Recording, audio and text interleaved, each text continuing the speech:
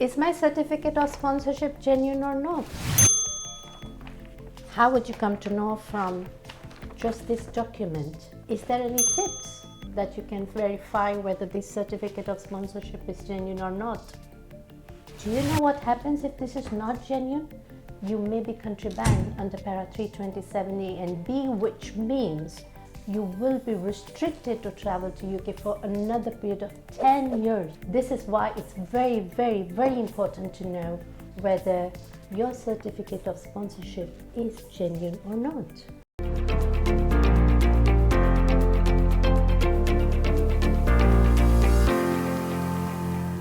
When your employer is hiring you, the role of your employer is very, very significant and crucial. They must provide you with a valid COS which acts as a confirmation that they are supporting your visa application under the skilled worker visas. So here are some tips that we're providing you to check whether your certificate of sponsorship is genuine or not. Tip number 1. You need to check whether your personal details on certificate of sponsorships are being entered correctly. For example, your name, your date of birth, your passport number, your communication addresses, the kind of job roles that they provided you, the salary that's been agreed. You need to check whether those details are being correctly included in your certificate of sponsorship. Tip number 2. If you have any doubts, any concerns, if you're worried, if you think, something's not right here, but I'm not sure about it, don't hesitate. Just pick up a call and have a conversation with your potential employer. Speak out your concerns to them, get that resolved from the employer, and understand that you have got this right correctly. Tip number 3. You need to also check with the company house to see whether this company is registered as a formal company in the UK.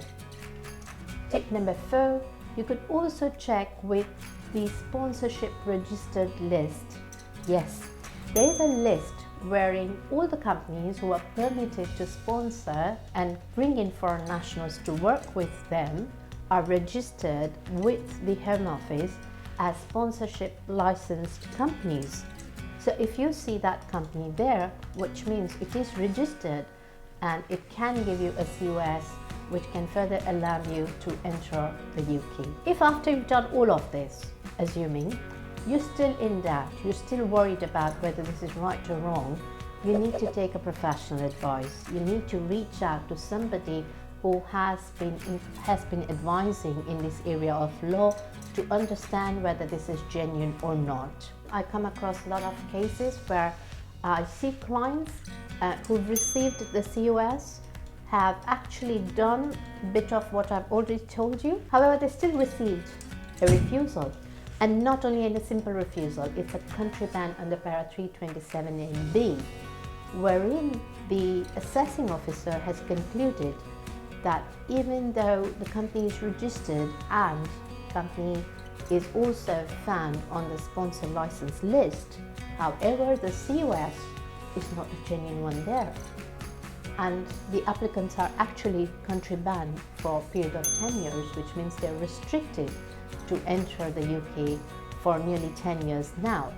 This is a very, very serious issue, and therefore it's very important to not file an application unless you're very sure about this particular COS being genuine, this certificate that you've issued, would that allow you to be granted visas or not. If you're not certain, I would urge you not to apply under this category and not to get yourself country banned, because it does not only impact your travel to the UK, it may further impact your travel to any other country. So if you're in dilemma, please don't hesitate. Reach out to professionals who can help you, who can know this. The wisdom here is to get this checked before you make those applications and not approach them after there is a refusal, because there's very little that they will be able to do to minimize the damages or undo what has happened here. So please be worried about the certificate of sponsorship that you have received, and do get that checked whether it's genuine or not before you apply. Thank you very much for watching this video.